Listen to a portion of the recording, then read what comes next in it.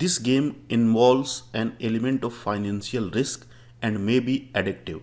Please play responsibly and at your own risk. This video is for information only. Past performance of the teams is not guarantee of the future performance. Please do not copy and paste teams.